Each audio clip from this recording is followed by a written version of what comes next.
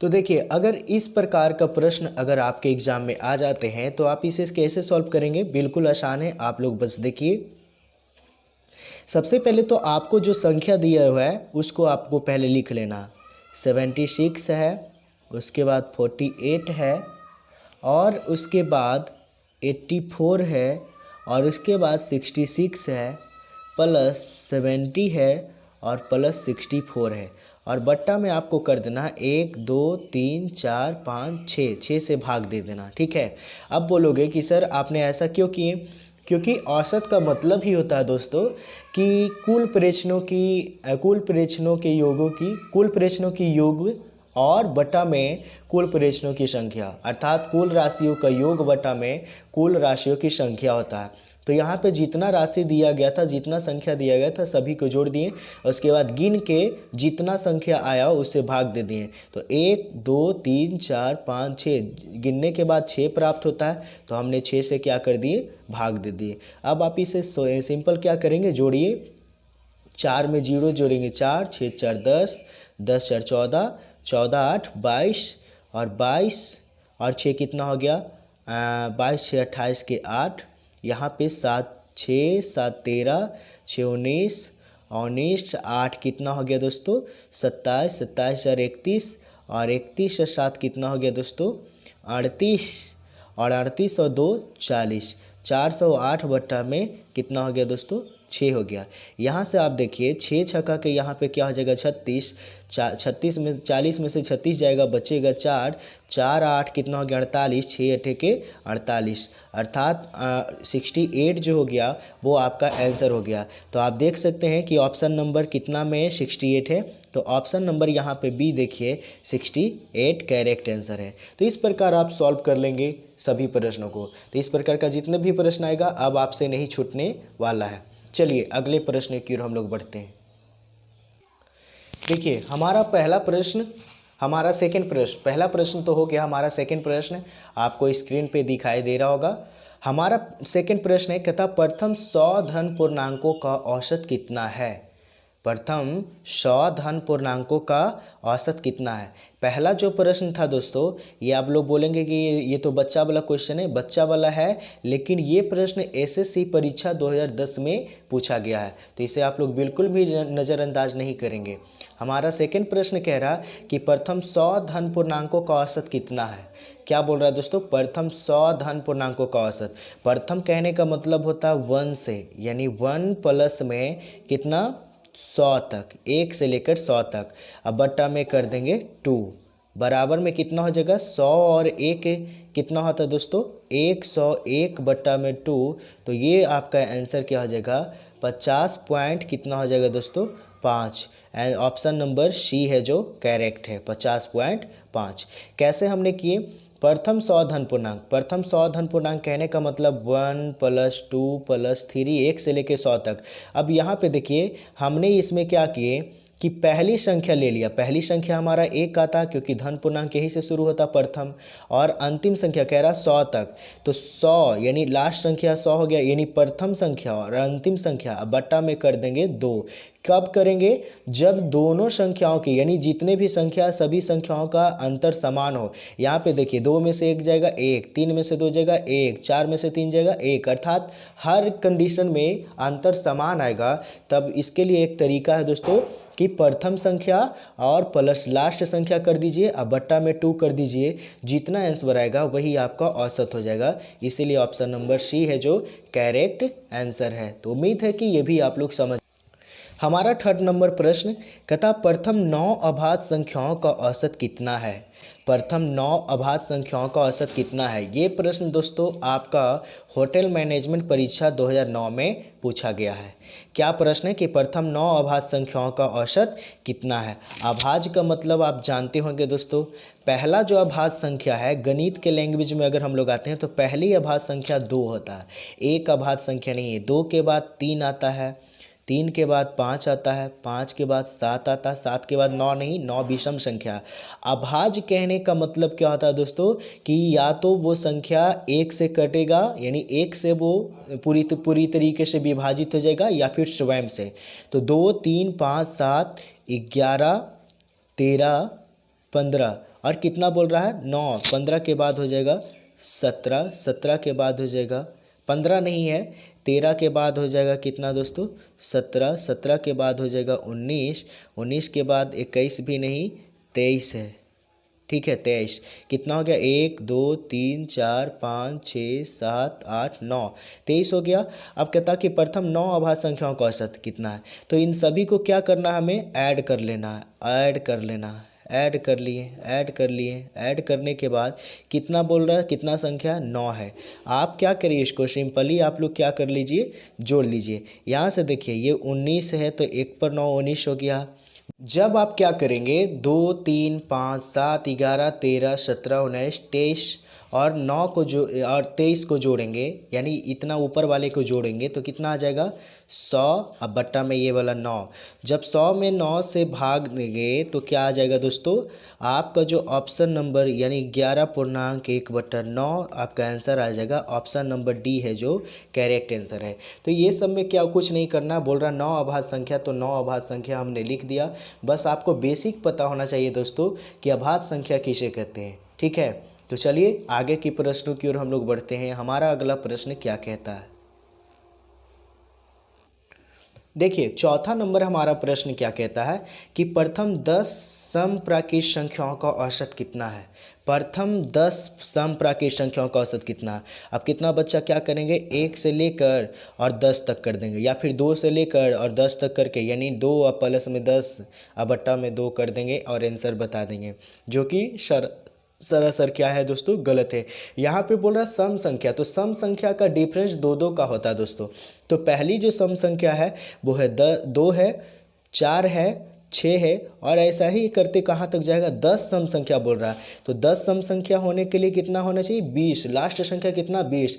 तब ना आप काउंट कर लीजिए, देख हो गया 2 4 6 8 10 12 14 16 18 20, गिनिए 10 है कि नहीं 1 2 3 4 5 6 7 8 9 10, ये ना होता है 10 सम संख्या, ये तो ना हुआ प्रथम यानी शुरू से।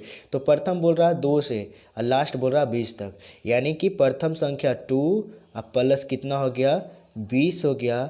अब बट्टा में 2 कर देंगे, क्यों कर देंगे क्योंकि दोनों का अंतर दो संख्याओं के बीच का अंतर समान है। तो ऐसे में हम क्या करते हैं हमारा तरीका है कि प्रथम संख्या प्लस लास्ट संख्या और बट्टा में 2, 20 में 2 जोड़ेंगे कितना आ जाएगा दोस्तों 22, 22 में 2 से आप भाग दोगे कितना आएगा दोस्तों 11 आ जाएगा। ऑप्शन नंबर सी है जो आपका करेक्ट आंसर है कि नहीं दोस्तों बताइए, बिल्कुल है। चलिए हमारा 5वां नंबर प्रश्न क्या कहता है इसकी ओर, कहता है 100 से कम सभी विषम संख्याओं का औसत कितना है। 100 से कम, 100 से कम सभी विषम संख्या, तो विषम संख्या कहाँ से शुरू हो जाएगा 1 से शुरू ही हो जाएगा और विषम संख्या कहाँ तक जाएगा तो dot dot dot dot dot 100 से कम, 100 से कम 99 आता है, 99 भी एक विषम संख्या है। यानी यहाँ पे विषम संख्या कैसे चलता है 1 3 5 7 ऐसे कर करके चलता है ना।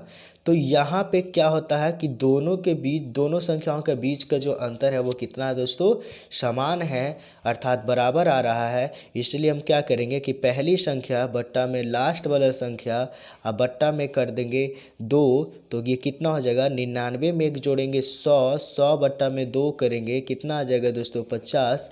आपका ऑप्शन नंबर डी देखिए 50 है कि नहीं, बिल्कुल है। तो उम्मीद है कि आप लोग समझ गए होंगे बिल्कुल। चलिए हमारा 5वां प्रश्न भी हो गया, हम लोग छठे प्रश्न की ओर बढ़ते हैं। छठा प्रश्न हमारा क्या कहता है दोस्तों कि 50 तक की सभी समप्राकृत संख्याओं का औसत कितना है। 50 तक की, बहुत बड़ा क्वेश्चन है दोस्तों, देखने में लग रहा है छोटा, लेकिन आपको घबराने की ज़रूरत नहीं है। इसे आप लोग सॉल्व करके ऑप्शन में बताइए, कमेंट में बताइए, आपके सामने ऑप्शन भी दिया गया है, ठीक है। क्या कर रहा है दोस्तों कि प्रथम 50 तक की सभी सम संख्याओं, तो 50 तक की सम संख्या बोल रहा है। कितना बच्चा क्या करेंगे 1 का प्लस में 50 बटा में 2 कर देंगे, नहीं। अगर बोलता प्रथम 50 प्राकृत संख्या बोलता है, लेकिन यहाँ पे सिर्फ प्राकृत संख्या नहीं है दोस्तों, सम है। तो सम स्टार्ट होता है 2 से, प्रथम संख्या 2 हो जाएगा और लास्ट संख्या कितना है तो 50 तक है। अब बट्टा में कर देंगे 2, 50 में 2 जोड़ेंगे कितना आ जाएगा दोस्तों 52, 52 को 2 से भाग देंगे कितना आ जाएगा 26 दूनी 52, यानी 26 आ गया आपका आंसर, यानी कि ऑप्शन नंबर सी है जो करेक्ट है कि नहीं दोस्तों? बिल्कुल है। तो छठा प्रश्न भी हमारा हो गया। 3 के प्रथम 5 गुणजों का औसत है, 3 का प्रथम 5 गुणजों का औसत कितना है? ये प्रश्न दोस्तों आपको रेलवे परीक्षा 2011 में पूछा गया। 3 के प्रथम 5 गुणज। अब गुणज को कई बार दोस्तों गुणक भी कहा जाता है, गुणक भी, और कहीं भी कहा जाता है अपवर्त्य, अपवर्तक भी कहा जाता है। क्या कहा जाता है? अपवर्तक भी कहा जाता है। तो आपको गुणक पूछे, अपवर्तक पूछे या गुणज पूछे, सभी में आपको एक ही तरीका है। गुणज का मतलब होता है दोस्तों जो संख्या का बोल रहा है गुणज, उसका पहाड़ा पढ़ना। कर रहा 3 का प्रथम 5 गुणज, अर्थात आपको 3 का पहाड़ा 5 बार पढ़ना। तो 3 आ जाएगा, 5 आ जाएगा, सॉरी 3 आ जाएगा, 6 आ जाएगा, 9, 3 का 3, 3 दूनी 6, 3 तिया 9, 3 चौके 12 और 3 पचे के 15। अब आप क्या करें दोस्तों, सभी को आप लोग क्या कर ले, जोड़ ले, सभी को आपको क्या करना है, जोड़ लेना। करा 3 के प्रथम 5 गुणजों का औसत, 5 संख्या है, आपको 5 से डिवाइड दे देना। यहाँ पे देखिए 5 2 7, 9 7 16, 16 7 कितना होता है दोस्तों 23, और 23 से 3 कितना होता है दोस्तों 26 के 6, और 1 1 2, और 2 कितना हो जाएगा दोस्तों 4 आ जाएगा। ठीक है, थोड़ा सा मिस्टेकिंग हो रहा है। तो यहाँ पे दोस्तों आप जोड़ोगे 15 12 9 6 3 को जोड़ोगे तो कितना आ जाएगा दोस्तों 46 नहीं 45 आएगा। 45 में 5 का जब भाग जाएगा तो 5 नमा कितना होता है दोस्तों 45, अर्थात आपका 9 हो जाएगा आंसर। 9 किस में है दोस्तों? तो ऑप्शन नंबर बी में। ठीक है, 7 नंबर क्वेश्चन का ऑप्शन नंबर बी है जो करेक्ट आंसर आपका हो गया। चलिए 8वां हमारा प्रश्न क्या कहता है? 8वां प्रश्न हमारा कहता है कि प्रथम 10 प्राकृत संख्याओं के वर्गों का औसत कितना होगा? प्रथम 10 प्राकृत संख्याओं के वर्गों का औसत कितना होगा? तो दोस्तों अगर आपसे वर्गों का औसत पूछे तो वर्गों के औसत के लिए आपको क्या करना है? वर्गों के लिए आपको करना है क्या कि n+1 और इंटू 2n+1, अब बट्टा में आपको कर देना 6। लेकिन अगर यही आपको पूछे घनों का औसत तो घन के लिए क्या करना है दोस्तों n+1 का होल स्क्वायर, अब बट्टा में कर देना है आपको 4, ये है। लेकिन आपसे यहाँ पे घन का नहीं पूछ रहा, बोल रहा वर्गों का।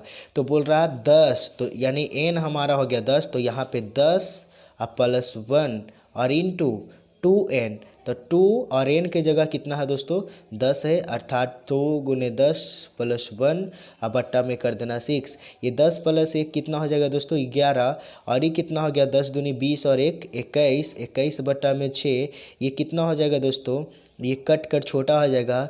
3 से लगेगा 3 दूनी के 6 और 3 सते के 21, 77/2 कितना आपका आंसर आ जाएगा दोस्तों? आपका जो आंसर आ जाएगा वो कितना होगा दोस्तों 38.5, यहाँ पे इसका आंसर आ जाएगा। यानी ऑप्शन नंबर डी है जो करेक्ट आंसर है। ठीक है, तो आप लोग समझ गए होंगे। चलिए अगले प्रश्नों की ओर। हमारा अगला प्रश्न क्या कहता है इसकी ओर देखिए। हमारा अगला प्रश्न क्या कहता है? कहता है यदि 25a प्लस 25b बराबर 115 हो तो a तथा b का औसत कितना है? ये प्रश्न दोस्तों आपको बैंक पीओ परीक्षा 2009 में पूछा गया। क्या कह रहा है दोस्तों कि 25a आपको लिख लेना है, 25a प्लस में 25b बराबर में 115। आप यहाँ से देखिए कि दोनों में कॉमन क्या है, तो दोनों में 25 25 है। 25 आप क्या करें कॉमन ले ले, तो बचता क्या है a + b, अब बराबर में क्या हो जाता है 115 है ना, 115 हो जाएगा यहाँ पे 115। यहाँ से देखिए a प्लस बी इधर छूट जाता है 115, इधर गुना में है 25, तो इधर आके क्या हो जाता है भागा में। ये तो आ गया दोनों संख्याओं का जोड़, यानी a और b दो गो संख्या था, मान लिया दो गो संख्या, तो ये दोनों का ये जोड़ आ गया। लेकिन औसत करने के लिए हम क्या करते हैं, दोनों का जोड़ अब बटा में 2 से भाग, यानी 115 अब बटा में 25 और गुना में क्या हो जाएगा 2 हो जाएगा। यहाँ पे हो जाएगा कि नहीं हो जाएगा दोस्तों, बिल्कुल हो जाएगा। तो यहाँ से जब आप क्या करोगे, इसको कैलकुलेशन करोगे तो 2.3 है जो इसका आंसर आ रहा। लेकिन आपके ऑप्शन में 2.3 कहीं पे दिखाई नहीं दे रहा, लेकिन एक ऑप्शन आप यहाँ पे देखिए डी में नन ऑफ दीज लगाया हुआ है, तो नन ऑफ दीज है जो करेक्ट आंसर। ऐसे ही इसका आंसर 2.3 आता है, आप लोग सॉल्व करके देख सकते हो। ठीक है, चलिए आगे बढ़ते हैं।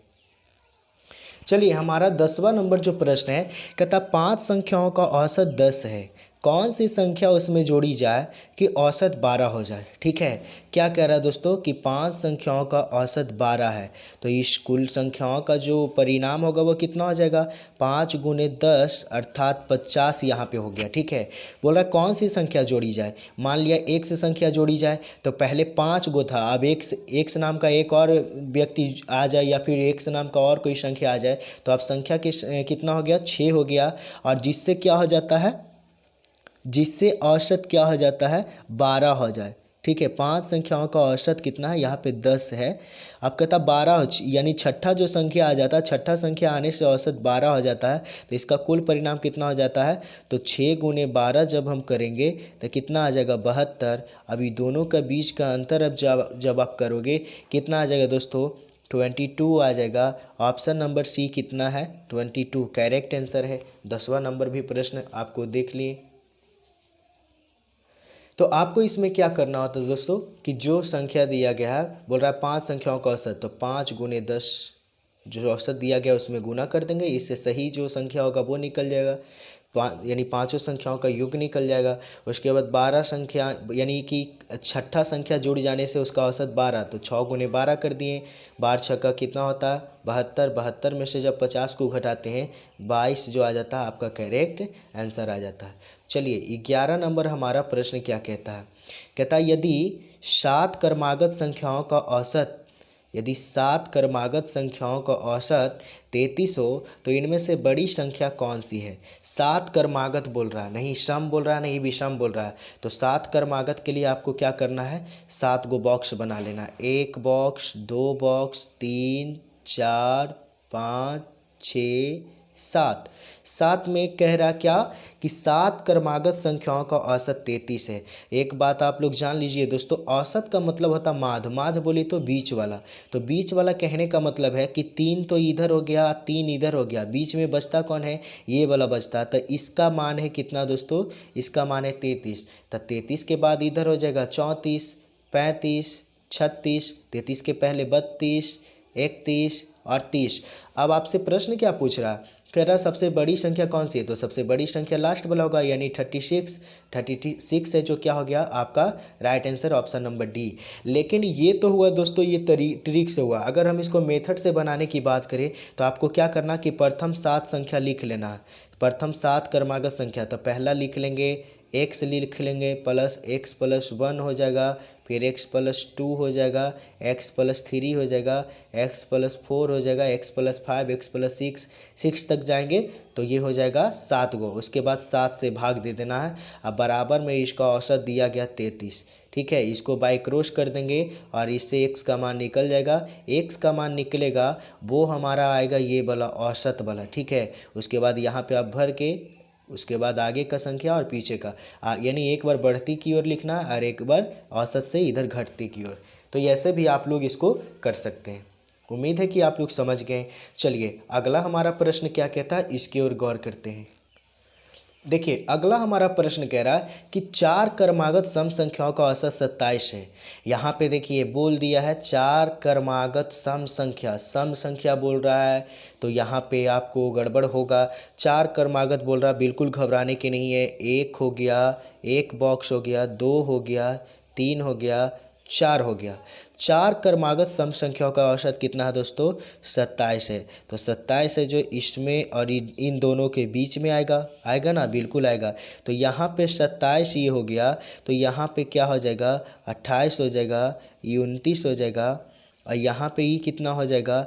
ये हो जाएगा, सॉरी यहाँ पे 27 है, ठीक है, 27 है। तो 27 के बाद यहाँ पे 28, 28 के बाद ये 30 आ जाता है। उसके बाद 28 के पहले ये क्या हो जाएगा? 26, 26 के बाद आ जाएगा 24। आपको क्या बोल रहा था कि सम संख्या, तो सम संख्या दो दो के अंतराल पे होता है। तो ये 24 है, ये 26 है, ये 28 है, तभी तो 26 और 28 के बीच वाला में आता है 27। उसके बाद ये 30 है। तो इसमें से क्या पूछ रहा? सबसे बड़ी संख्या कौन सी है? तो सबसे बड़ी संख्या आपको 30 दिखाई दे रहा कि नहीं? बिल्कुल दिखाई दे रहा है।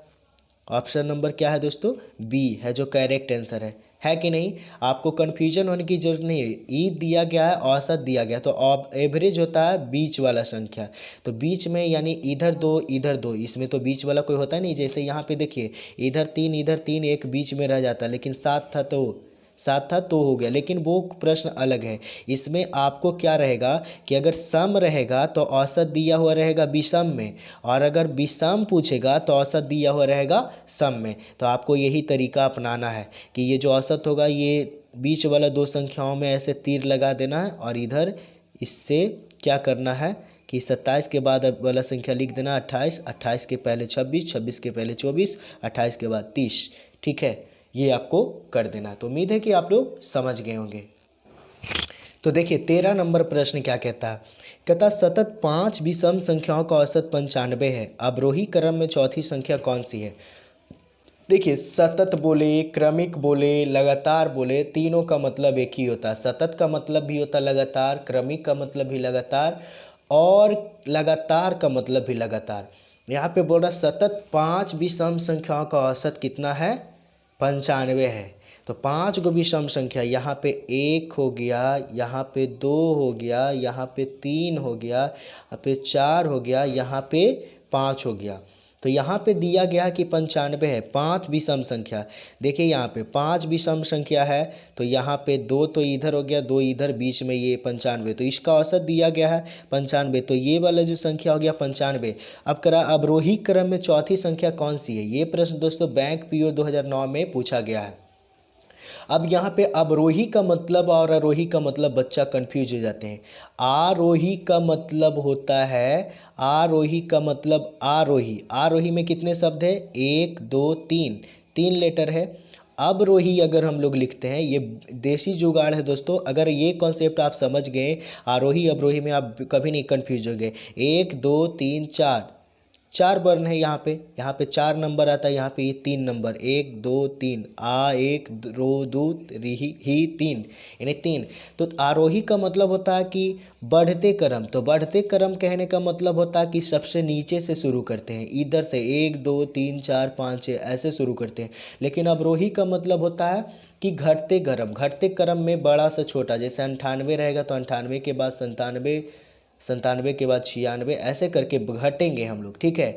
तो यहाँ पे क्या बोल रहा है कि अवरोही क्रम में सजाने पे, तो यहाँ पे देखिए 95 है, 95 के बाद 96, 96 के बाद 97, यहाँ पे 95 तो ये हो ही गया, तो ये हो जाएगा 94। अब यहाँ पे देखिए कह रहा है अवरोही क्रम में चौथे नंबर पे, तो 1 नंबर पे तो 97 है, 2 नंबर पे 96 है, 3 नंबर पे ये 95 है, तो 4 नंबर पे कौन आ जाएगा दोस्तों? 94 आ जाएगा। 94 तो आपके ऑप्शन में कहीं दिखाई दे नहीं रहा। तो आपको क्या करना है कि 13 का जो आंसर हो जाएगा वो हो जाएगा नन ऑफ दीज, क्योंकि आंसर इसका 94 आएगा। चौथा नंबर पे कौन है दोस्तों? 94। तो आप लोग समझ गए होंगे। चलिए आगे का हमारा प्रश्न क्या कहता है इसकी ओर। कहता ए बी सी तथा डी 4 क्रमागत विषम संख्या है। एक है ए का, ये बॉक्स हमने बना दिया, बी का, सी का, डी का। इसका नाम ए बी सी और डी। क्या कह रहा है दोस्तों कि ए बी सी डी 4 क्रमागत विषम संख्या है जिनका औसत 42 है। यहाँ पे देखिए 42 दिया गया है इसका औसत। यहाँ पे देखिए विषम संख्या, हमने बताया था कि अगर सम संख्या रहेगा तो औसत जो रहेगा वो रहेगा विषम में, और अगर विषम संख्या रहेगा तो औसत जो रहेगा वो रहेगा सम में। 42 सम संख्या, क्योंकि आपका क्वेश्चन है विषम में दिया गया। तो यहाँ पे देखिए, यहाँ से आपको क्या करना कि औसत दिया गया, तो औसत हमने बताया था कि बीच वाला होता है, तो ये हो गया 42, इन दोनों के बीच में आता है 42। और विषम संख्या तो 42 के बाद यहाँ पे 43, 43 के बाद 45, इधर 43 के बाद 41, 41 के बाद यहाँ पे 39 हो जाता है। अब आपको आंसर क्या पूछ रहा है, क्वेश्चन क्या पूछ रहा है, जिनका औसत है 42 है, तो बी तथा डी का, तो बी का मान कितना है 41 है, गुना डी कितना है 45, कह रहा गुणनखंड, गुणनखंड नहीं यहाँ पे होगा, गुणनफल होगा, ठीक है, गुणनफल यहाँ पे होगा, गुणनखंड गलत से लिखा गया। तो 45 गुने आप 41 करते हो, कितना आ जाएगा दोस्तों, 45 गुने 41 करोगे कितना आ जाएगा, आप लोग खुद करके देखें। 5 इकाई 5 और 4 इकाई 4, 5 चौके 20, 4 चौके 16 और 2 18, 5 4 8 1, 1845, 1845 आपका ऑप्शन नंबर सी में करेक्ट है, ठीक है, 1845 है जो आपका आंसर बिल्कुल आएगा, ठीक है। और अगर मेथड से बनाते हैं तो उसी तरीके से पहला हो जाता x हो जाता, दूसरा आपका हो जाता x+1 हो जाता, x+2 हो जाता, x+3, अब बट्टा में 5 बोल रहा था तो 5 से भाग दे देते हैं, बराबर में जो औसत दिया गया था उसको लिख देते हैं, बाई क्रॉस करते हैं, x का मान निकल जाता है, x का मान हम लोग बीच में रख देते हैं, उसके बाद बढ़ते क्रम में और घटते क्रम में लिख देते हैं, ठीक है। चलिए आगे बढ़ते हैं। देखिए हमारा 15 नंबर प्रश्न, 15वां नंबर जो हमारा प्रश्न है वो कहता क्या, और ये हमारा लास्ट प्रश्न होगा, कहता 5 क्रमागत सम संख्या ABCDE, ये ए का बॉक्स BCDE, यहाँ पे ए लिख दीजिए, बी लिख दीजिए, सी लिख दीजिए, डी लिख दीजिए, ई लिख दीजिए।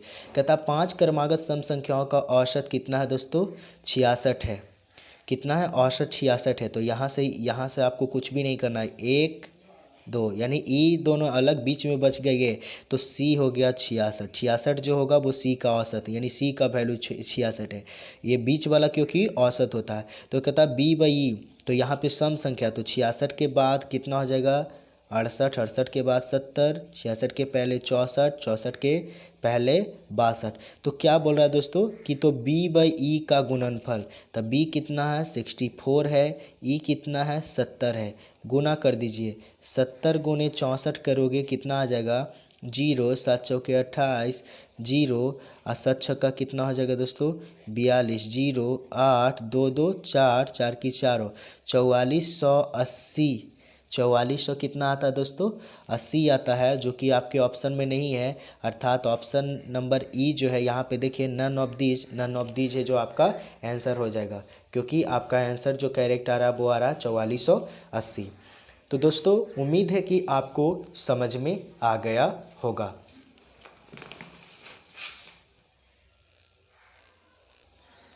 तो फाइनली दोस्तों वक्त आ गया इजाज़त लेने की, अब आप मुझे विदा दीजिए और फिर हम लोग मिलेंगे अपने अगले क्लास में पूरे मैथ का भरपूर सॉल्यूशन लेकर, जो कि आपके एग्ज़ाम में ख़ास तौर पे पूछे जाते हैं। दोस्तों हम जो भी प्रश्न करा रहे हैं अभी करा रहे हैं हम लोग RS अग्रवाल से, बहुत ही जल्द आपको हम SSC जो कि किरण पब्लिकेशन का बुक है, SSC का मैथमेटिक्स है, उसका हम लोग चैप्टर वाइज क्या करेंगे अध्ययन करेंगे और पूरी तरीके से विस्तार में सॉल्यूशन करेंगे, और मैं आपको बिल्कुल आसान भाषाओं में मैथ सिखाने का गारंटी रखता हूं। और मात्र 1 महीने में आपको हम क्या करेंगे कि रेलवे NTPC ग्रुप डी में जो भी प्रश्न आपके आने वाले हैं उन सभी संभावित प्रश्नों का सॉल्यूशन आपको हम पूरी तरीके से दे पाएंगे, ताकि आप मैथ में फुल नंबर लेकर एक फाइनल सिलेक्शन ले सकें। चलिए दोस्तों थैंक यू, फिर हम लोग मिलेंगे अपने अगले क्लास में, तब तक आप लोग खूब जमकर पढ़ाई करें, अपने मंजिल को पाने में जी जान से जुटे रहें, और अगर वीडियो अच्छा लगा तो शेयर कीजिए, लाइक कीजिए, और जो नए बच्चे हैं चैनल को सब्सक्राइब करें। Thank you.